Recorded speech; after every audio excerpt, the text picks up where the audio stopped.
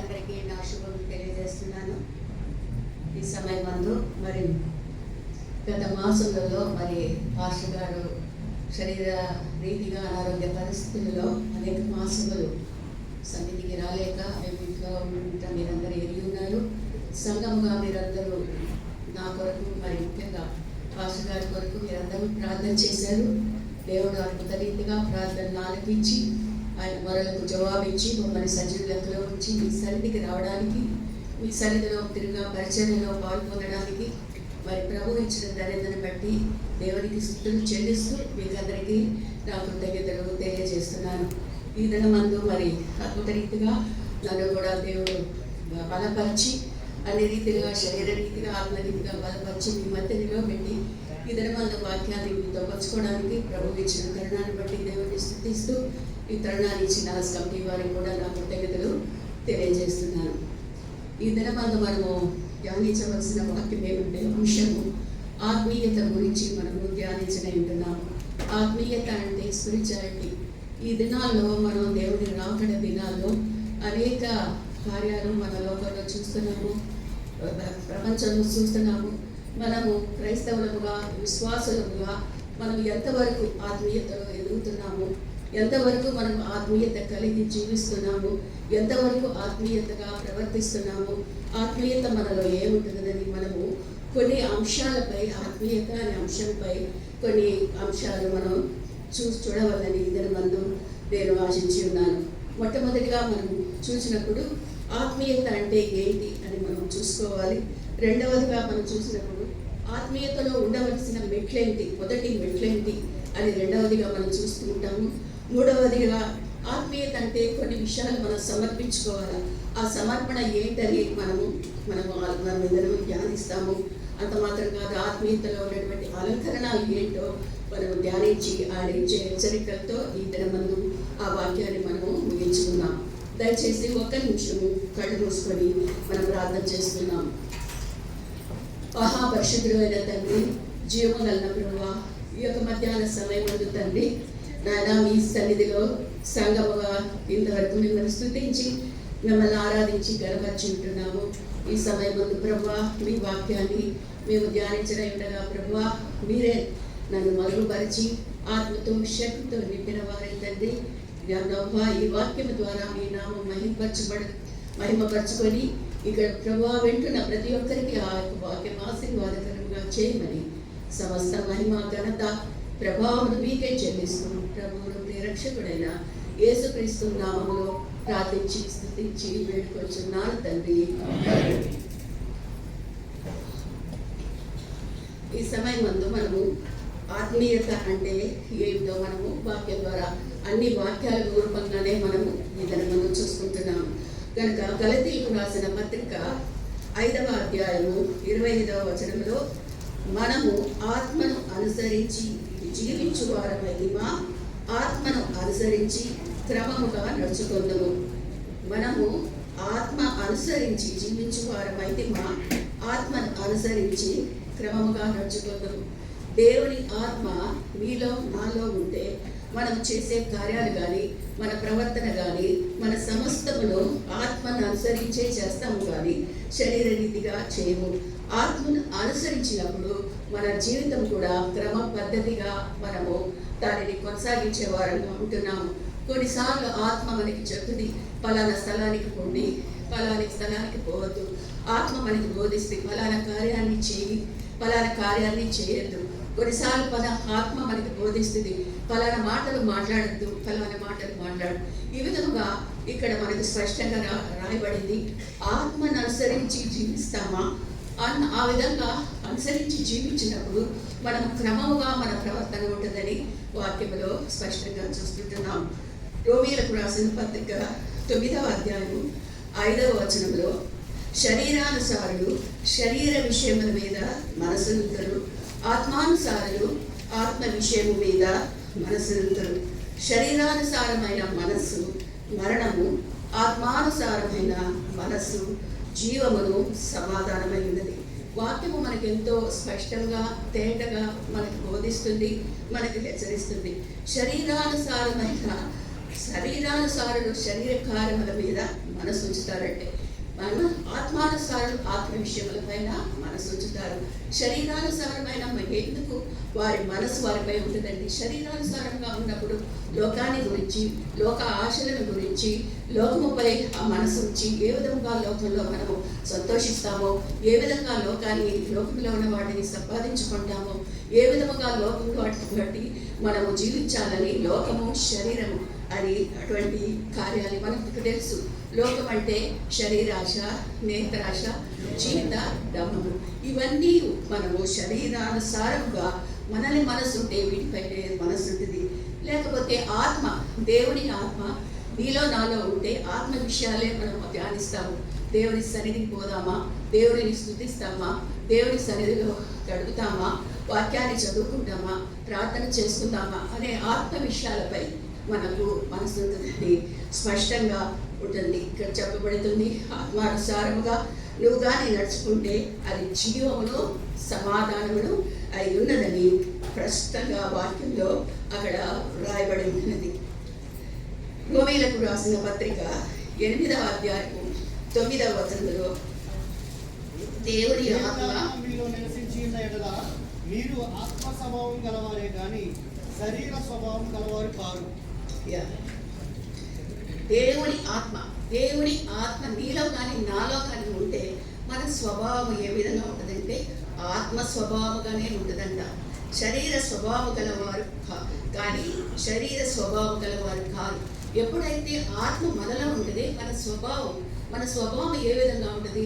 ఒకరిని ప్రేమిస్తాము, ఒకరిని క్షమిస్తాము, ఒకరిని కనికరిస్తాము, ఒకరికి సహాయం చేస్తాము, ఒకరిని బలపరుస్తాము అని ఆత్మదేవుడు, ఆత్మస్వరూపుడు ఏం చెప్తాడో ఆ యొక్క స్వభావాలు ఉంటాయి. ఆత్మ లేకపోతే శరీర స్వభావము గలవారమే ఉంటున్నామని అక్కడ అంత మాత్రం కాదు, ఎవడైనాను క్రీస్తు ఆత్మ లేనివాడైతే, అదే వచనంలో లేనివాడైతే వాడాయన వాడు కాడు. కాబట్టి దేవుని ఆత్మ లేకపోతే మనం ఆయన వారం కామని స్పష్టంగా వాక్యంలో చెప్పబడుతుంది. గలతీయులకు రాసిన పత్రిక 5వ అధ్యాయము 16వ వచనము, ఆత్మానుసారముగా నడుచుకొని అప్పుడు నీ శరీరచను నెరవేర్చు. ఆత్మానుసారముగా నడుచుకొని అప్పుడు శరీరచను నెరవేర్చని ఎంతో చక్కగా మనం వాక్యం చెప్పబడుతున్నది. కాబట్టి మొట్టమొదటిగా మనం చూసింది ఆత్మీయత ఏమిటో మనం చూసాము. ఆత్మీయత అంటే ఆత్మను అనుసరించి నడుచుకుంట, ఆత్మ స్వభావం కలిగి ఉంట, మనము ఆత్మానుసారముగా నడుచుకోవాలి అనే 3 మెట్లని మనము మొట్టమొదటిగా చూసుకున్నాము. రెండవదిగా మనం చూసినప్పుడు ఆత్మీయతలో మనము కొన్ని మెట్లు, ఆత్మీయత మనలో ఉండాలంటే కొన్ని మెట్లు మన జీవితంలో ఉండవలసిన వారు ఉన్నాం. నేను ఆత్మీయురాల్ని, నేను ఆత్మీయుడిని, నేను దేవుని బిడ్డను, నేను దేవుని కుమార్ని అని చెప్పితే మొట్టమొదటిగా మనలో రక్షణ ఉండాలి. మనం దేవుని అంగీకరించాలి, మన పాపాలు ఒప్పుకోవాలి, మన పాపాలు యేసు రక్తంలో కడగబడాలి, ఆయన బిడ్డలుగా మార్చబడాలి. కాబట్టి మారు మనస్సు, తిరిగి జన్మించుట అనే అనుభవం మొట్టమొదటిగా ఉండాలి. ఇక్కడ వాక్యంలో చెప్తుంది, ఎవడైతే కొత్తగా జన్మించిన యోహాను సువార్త 3వ అధ్యాయము 5వ వచనంలో కొత్తగా జన్మించితే కానీ అతడు దేవుని రాజ్యమును చూడలేడని మీతో నిశ్చయముగా. కాబట్టి ఆత్మీయత మనలో ఉంటే, ఆత్మదేవుడు నీలో నాలో రావాలంటే ఈ మొట్టమొదటి మెట్లు ఎంతో ముఖ్యమైనది. కనుక మొట్టమొదటిగా దేవుని మనము అంగీకరించి ఆత్మదేవుడు మనలో ఉండడానికి ఆయనని మనం అంగీకరించవలసిన వారుగా ఉంటున్నాము. రెండవ మెట్టు, నువ్వు ఆత్మీయ బిడ్డను, నువ్వు ఆత్మీయురాల్ని అని చెప్పి నువ్వు సాక్ష్యం చెప్పాలంటే నీటి బాప్తిసం మనము తీసుకోవాల్సిన వారముగా ఉంటున్నాము. మూడవ మెట్టు మనం ఏం చేయాలంటే నీటి బాప్తిసం అయిన తర్వాత ప్రభు పరిశుద్ధాత్మతో మమ్మల్ని నింపువాడుగా ఉంటున్నాడు. కాబట్టి ఈ 3 మెట్లు ఆత్మీయతలోని మొదటి 3 ముఖ్యమైన మెట్లుగా ఉండాలి. మొట్టమొదట నీవు దేవుని బిడ్డగా మార్చబడాలి, రెండవది నువ్వు నీటి బాప్తిస్మంలో పాల్గొందాలి, మూడవది పరిశుద్ధాత్మ బాప్తిస్మంలో పాల్గొందాలి. అప్పుడు నేను ఆ యొక్క ఆత్మీయత జీవితంలో ముందుకు కొనసాగుటకు ప్రభు మనకి సహాయం చేస్తాడు. తర్వాత ఇప్పుడు మూడవదిగా మనం చూసినప్పుడు మనము ఆత్మీయురాల్ని, I'm spiritual person, I'm spiritual మనం చెప్పుకున్నప్పుడు నేను ఆత్మీయురాలి, నేను దేవుని బిడ్డని అని చెప్పుకున్నప్పుడు మనం కొన్ని కార్యాలని సమర్పించుకోవాల్సిన వారంగా ఉంటున్నాం. ఏ విధంగా మనం దేవునికి సమర్పించుకోవాలంటే వాక్యంలో స్పష్టంగా వ్రాయబడింది. రోమీయులకు రాసిన పత్రిక 12వ అధ్యాయం 1వ వచనం. కాబట్టి సహోదరులారా, పరిశుద్ధమును దేవునికి అనుకూలమైన సజీవ యాగముగా మీ శరీరాలను సమర్పించండి. అంతే చాలు. సో ఆ దేవుని ఆత్మ మీలో నాలో ఉండాలంటే మనము సజీవ యాగంగా మన శరీరాల్ని సమర్పించుకోవలసిన వారంగా ఉంటున్నాం. ఏవి శరీర కార్యాలని సమర్పించుకోవాలా, అని ఏ విధంగా మనం సమర్పించుకోవాలంటే అది కూడా వాక్యంలో స్పష్టంగా రాయబడింది. ఇందాక మనము వాక్య పఠనంలో చదివిన రీతిగా గలతీయులకు రాసిన పత్రిక 5వ అధ్యాయము 19 నుండి 21 అందరం కలిసి ఈ వాక్యాన్ని మనం చదువుతున్నాం. శరీర కార్యములు స్పష్టమైనవి, అదేదనగా జారత్వము, అపవిత్రత, కామకత్వము, విగ్రహారాధన, అవిచారము, ద్వేషములు, కలహములు, అసలులు, క్రోధములు, కక్షలు, వేదములు, సమములు, అల్లరి, మత్తతలు, అల్లరితో కూడిన ఆటపాటలు మొదలైనవి. అట్టి వాటిని చేయువారు దేవుని పరలోక రాజ్యమును స్వతంత్రించుకొనరని మీతో స్పష్టముగా చెప్పుచున్నాను. ఇటు వారు చేయువారు పరలోక రాజ్యాన్ని స్వతంత్రించుకుంటారని అక్కడ స్పష్టముగా చెప్పుచున్నానని పౌలు గలతీయులకు రాస్తుంటున్నాడు. ఇప్పుడు ఇక్కడ ఇన్ని శరీర కార్యాలని మనం చూసాము. ఈ శరీర కార్యాలు నీలో నాలో ఉంటున్నదా అని మనం మొట్టమొదటిగా పరీక్షించుకోవాలి. అంత మాత్రం కాదు, ఈ శరీర కార్యాలు నీ కుటుంబ జీవితంలో, నీ బిడ్డలతో, నీ భార్యతో, నీ కుటుంబంలో ఈ శరీర కార్యాలు కలిగి నీవు నేను ప్రవర్తిస్తుంటున్నామని రెండవదిగా మనం పరీక్షించుకోవాలి. మూడవదిగా నువ్వు చేయని పని స్థలాల్లో ఏ విధముగా ఈ శరీర కార్యాలతో నువ్వు జీవిస్తున్నావు, ఏ విధముగా ఈ శరీర కార్యాలతో ప్రవర్తిస్తున్నావో మూడవదిగా నీ పని స్థలంలో నీవు పరీక్షించుకోవాలి. నాలుగవదిగా సంఘముగా నువ్వు ఏ విధముగా ఈ శరీర కార్యాలు నీలో నాలో ఉంటున్నావు అని నీవు నేను మనము ప్రవర్తించుకోవలసిన వారముగా ఉంటున్నాము. కనుక ఇక్కడ వ్రాసినటువంటి కార్యాల్లో అనేకములు మనలో ఉండుట మనమే ఎరుగగలము. కాబట్టి వీటన్నిటిని కనుక ముఖ్యముగా కక్షలు అనేది, భేదాలు అనేది, కోపం అనేది, అసూయ అనేది, ద్వేషం అనేది, ఇవన్నీ కూడా శరీర కార్యాలు. ఆత్మదేవుడు నీలో ఉన్నప్పుడు అవి మనకు ఉండవని అక్కడ వాక్యంలో సెలవిస్తున్నాడు. ఇవి ఉన్నాయి వల్ల దేవుని పరలోక రాజ్యంలో నీకు స్థానం ఉండదని స్పష్టంగా చెప్పుచున్నాడని ఇక్కడ వ్రాయబడుతున్నది. కనుక ఇక్కడ సమర్పణను చూస్తున్నాము, శరీర సమర్పణ. ఇంకా రెండవ సమర్పణ మనం చూసినప్పుడు మనము అవయముల సమర్పణ అని కూడా వ్రాయబడింది. ఏమంటే అక్కడ కొలసీలకు రాసిన పత్రిక 3వ అధ్యాయము 5వ వచనం. కొలసీలకు రాసిన పత్రిక 3వ అధ్యాయము 5వ వచనములో, కాబట్టి భూమి మీద మీ అవయవులను అనగా జారత్వమును, అపవిత్రతను, కామాతురతను, దురాశను, విగ్రహారాధనైన ధనాపేక్షను చంపివేయండి. ఇక్కడ రెండు సమర్పణలు. శరీర రీతిగా ఉన్న సమర్పణ, శరీరంతో చేసేటువంటి కార్యాలు. ఇక్కడ మన అవయవులతో చేసే కార్యాలని అని స్పష్టంగా మీ మీదనున్న అవయవులను అనగా అని రాయబడింది.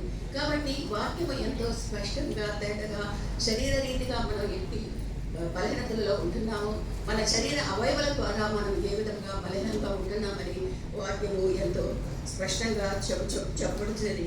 వీటన్నిటిని మీరు ఏమని రాయబడింది? చంపి వేడి అని అక్కడ రాయబడింది. కాబట్టి ఎట్లా మనం ఇది సమర్పించుకోవాలని మనం చెప్పినప్పుడు రోమీయులకు రాసిన పత్రిక 6వ అధ్యాయం 13వ వచనంలో, మరి నీ అవయవులను దుర్నీతి సాధనములుగా సాతానుకు అప్పగింపుకొని, అయితే మృతులలో నుండి సజీవులు అనుకొని మిమ్మల్ని దేవునికి అప్పగించుడి, మీ అవయవులను నీతి సాధనములుగా దేవునికి అప్పగించుడి. ఇక్కడ మీ అవయవులను రాయబడింది. మరియు మీ అవయవులను దుర్నీతి సాధనములుగా సాతానుకి అప్పగించుకోవద్దు.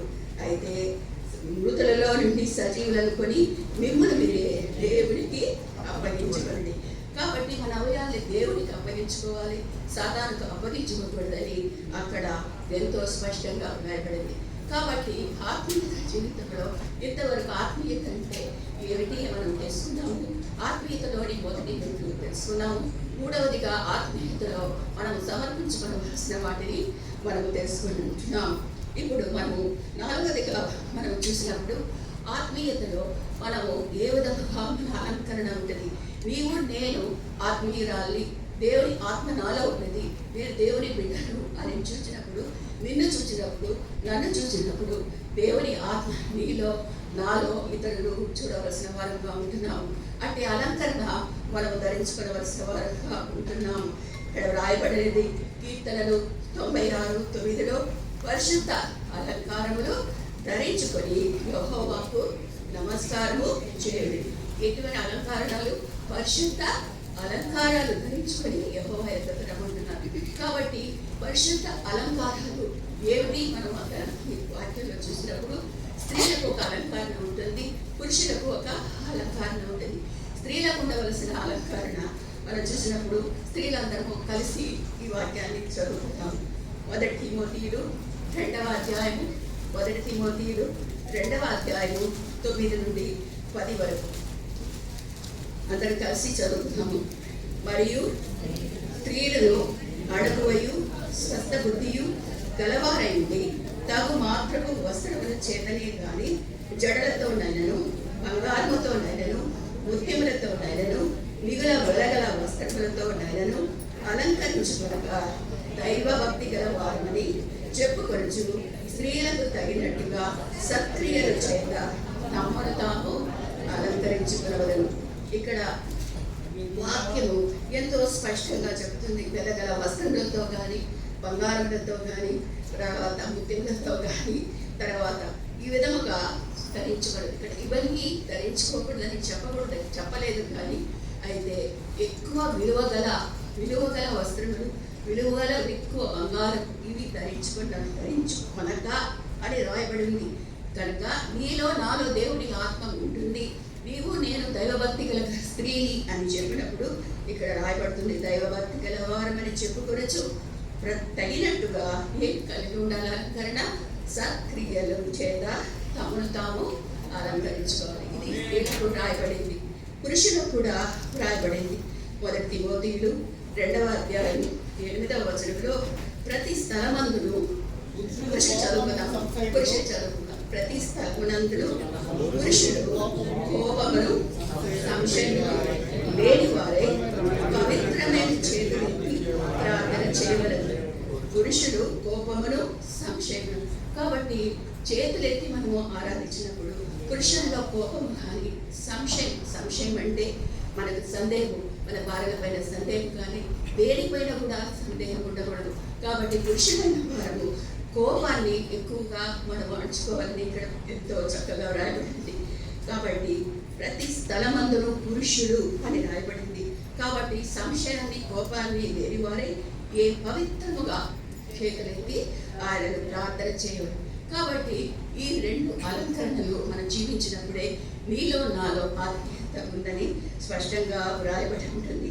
తర్వాత మనం ఇంకా చూసినప్పుడు ప్రభు ఎందుకు ఈ యొక్క శరీర కార్యాలని మనం జయించాలి, ఏ విధముగా ఆయన ఖండిస్తున్నాడు, వాక్యం ద్వారా ఏ విధముగా నిన్ను హెచ్చరిస్తున్నాడని కొన్ని వాక్యాలు మనం చూస్తుంటాం.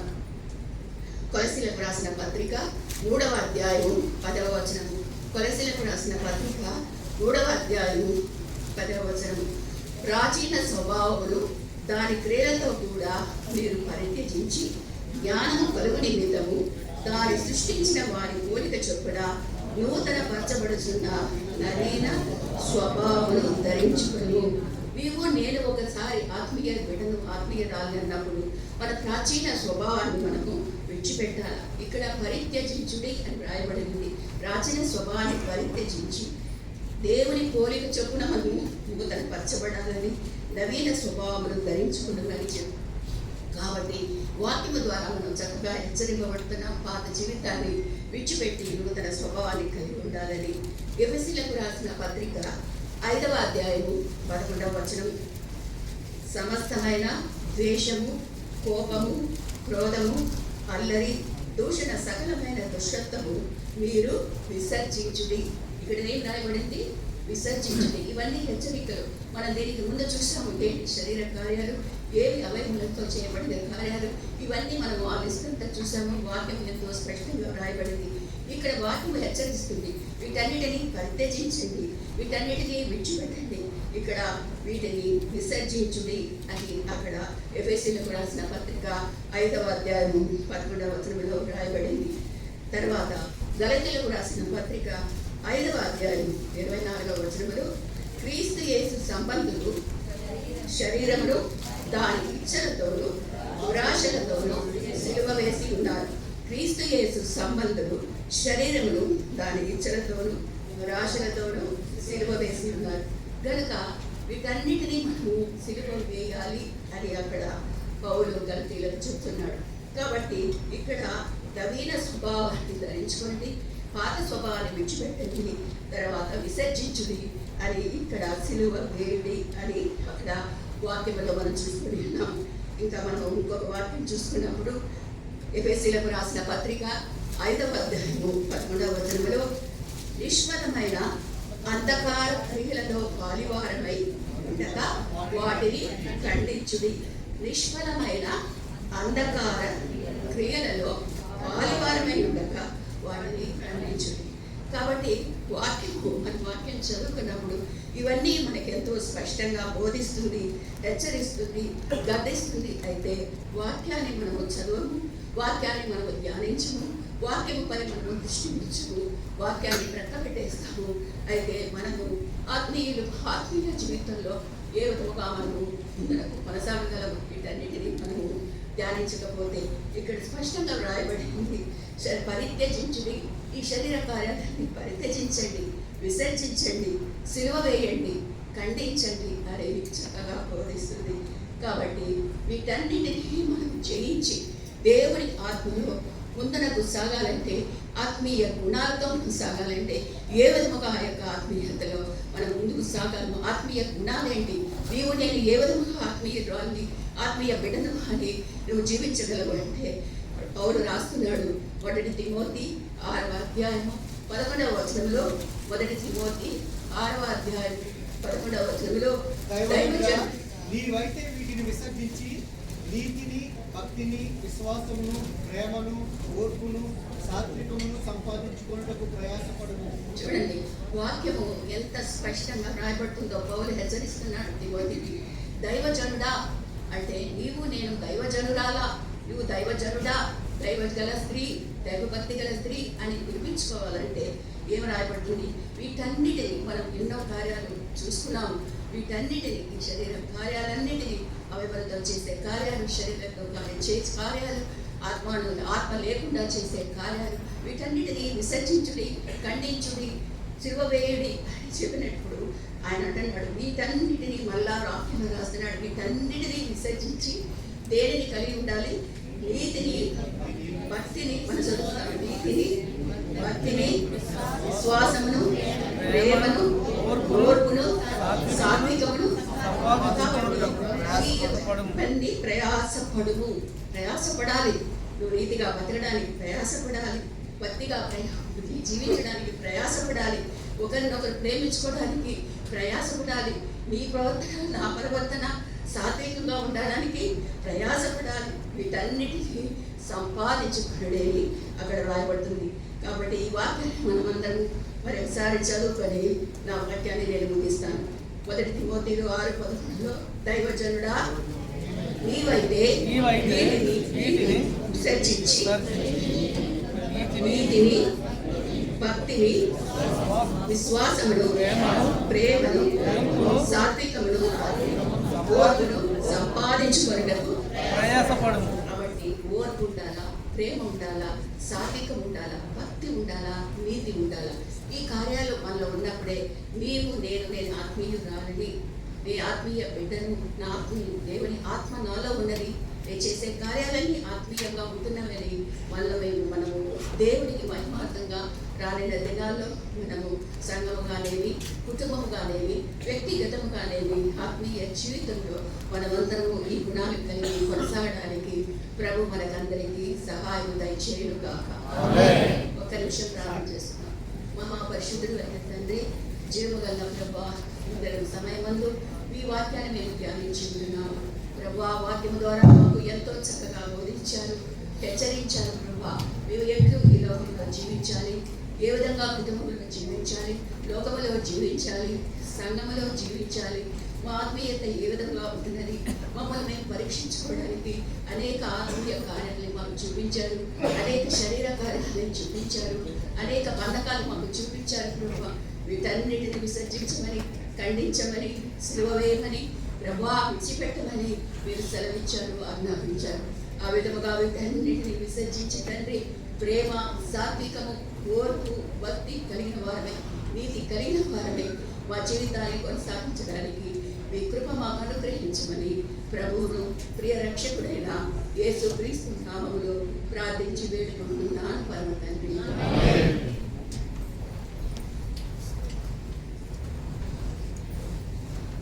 కారణం ఎందుకంటే ఇక్కడ ఉన్న సహోదరుల్ని ప్రేరేపించడానికి, రెండవదిగా ఇక్కడ ఉన్న మీరు మీ భార్యలు ఇండియాలో ఉన్న, కువైట్లో ఉన్న వారిని మీరు బలపరచాలని కోరుచుంటున్నారు. ప్రియమైనటువంటి వాళ్ళ ఇందాక మన విజయ చెప్పినట్టుగా తెలుగు క్రైస్తవ సంఘం స్త్రీల సహవాసం ప్రారంభించారు. 1982వ సంవత్సరం. ఇప్పుడు బ్రతికి ఉన్న ఒకే ఒక వ్యక్తి జోహన్నా అన్నమాట. మిగతా ఫస్ట్ సెట్లో ఉన్న 10 మంది ప్రభువులను నిద్రించారు. కాబట్టి తన కోసం మీరు ప్రార్థన చేయాలి, ప్రభు కృప అనుగ్రహించాలని. 54 సంవత్సరాలు అకామా వేసుకుంటున్నాను. ఈ మాసం కూడా అకామా వేయాలి. ఇంతవరకు ఇన్సూరెన్స్ 50 అన్నారు, ఇప్పుడు 100 అంటున్నారు. చాలా ఘోరంగా ఉంది పరిస్థితులు. అయినా కూడా మీ కృప దయచేయండి. మరి నేను చెప్పేది కారణం ఎందుకంటే మన స్త్రీలు కూడా జోహన్నా ఆస్ట్రేలియా, లేకపోతే సింగపూర్, లేకపోతే న్యూజిలాండ్, అమెరికా, కెనడా ఇటువంటి దేశానికి వెళ్ళడానికి ప్రభు కృప అనుగ్రహించారు. ఒకసారి అంకుల్ సింగపూర్, తర్వాత ఈ యొక్క ఆస్ట్రేలియా, న్యూజిలాండ్ పోతున్నప్పుడు నా ఆఫీస్లో నాకు లీవ్ ఇవ్వలేదు. లీవ్ ఇవ్వకపోతే అంకుల్ అడిగాను, మీరు జోహన్నాను తీసుకెళ్ళాలంటేను ఓకే అన్నాడు ఆయన. కాబట్టి మీరు పోకపోయినా మీ భార్యను పంపించాలి మీరు. ఎందుకంటే నేను ఆ విధంగా చేశాను. ఆ విధంగా చేయటం బట్టి ప్రభు వారిని ఆశీర్వదిస్తాను. ఇంకొక సంగతి చెప్పి ముగిస్తాను.